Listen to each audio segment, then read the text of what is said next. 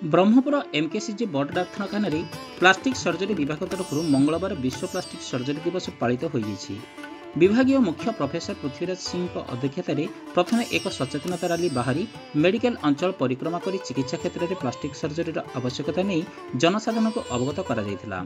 एही अवसर में विभाग सम्मेलन कक्ष एक आलोचना चक्र आयोजित होता। एठारे प्लास्टिक सर्जरी दिवस संपर्क में विभागीय मुख्य प्रोफेसर सिंह आलोकपात करथिले। एही दिवस उपलक्षे केक कटा जायतिला।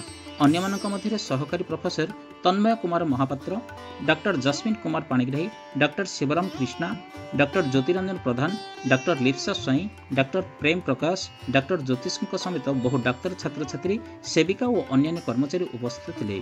सूचनायोग्य प्लास्टिक सर्जरी विभाग बहु गुरुत्वपूर्ण अस्त्रोपचार ग्रहण खंडी, स्थान कर्कट, मुखरोग कर्कट चिकित्सा, दुर्घटना जनित क्षत, मुखर लोम उठा एहीपरि बहु जटिल अस्त्रोपचार प्रत्येक जनसाधारण यार सुजोग नेबाकू कहुला। ब्यूरो रिपोर्ट आंचलिक वार्ता।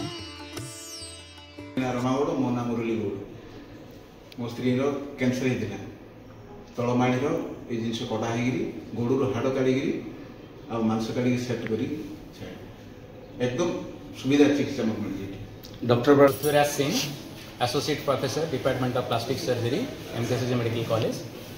आज आमर वर्ल्ड प्लास्टिक सर्जरी डे जुलाई 15 को आम सेलिब्रेट करुचे, जार उद्देश्य टू क्रिएट अवेयरनेस क्रिएट करने पब्लिक पाखे।